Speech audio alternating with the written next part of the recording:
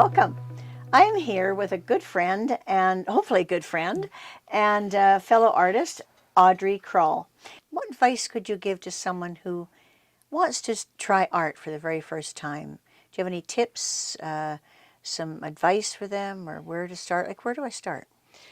Oh, that's an excellent question, because I started by diving in. I knew nothing. I didn't know the first thing about paint or mediums or brushes or anything.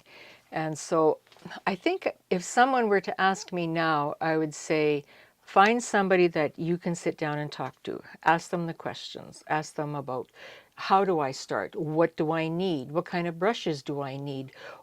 How do I even prep a canvas? Because it makes a world of difference when you do these preparations as to how you paint and how frustrated you're not going to become.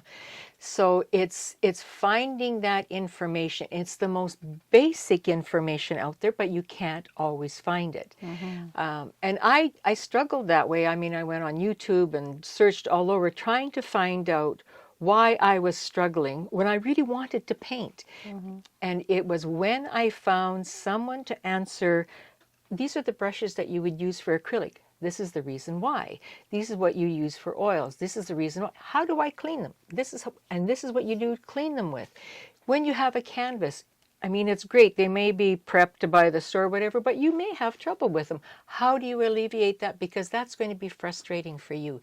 So when you find someone to answer those basic questions for you, then you can go on into the process and you can start, because you have the materials there and you can start painting. And then of course you're going to have to find someone or another course for composition and all the other rules that you have to learn to be able to paint a painting, or unless you want to do it quite intuitively and you're painting from the inside of your soul or your heart or whatever.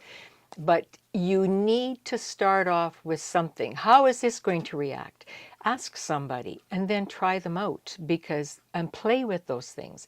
Whether you're playing with spray paint or you're playing with brushes and acrylic paints or oils or inks or whatever, you need to ask somebody, get a couple of tips, and then play with them and then paint, because it'll just simplify your life so much. And you will play more when you do that, instead of trying to paint a painting of something and you're struggling with frustrated because the brushes aren't right and they're not working, and your canvas is just retarding your paint and it's not going on, and why is it not flowing? Well, had I done this, and it would be almost like you get to the point where I could throw it in the garbage and say, forget exactly it. It's not for me. Start with your ABCs. Start with your very basics, and then painting just opens up and you just become more and more, you know where to find the information because it becomes that much simpler, but you also are more expressive and you will paint with enjoyment then instead of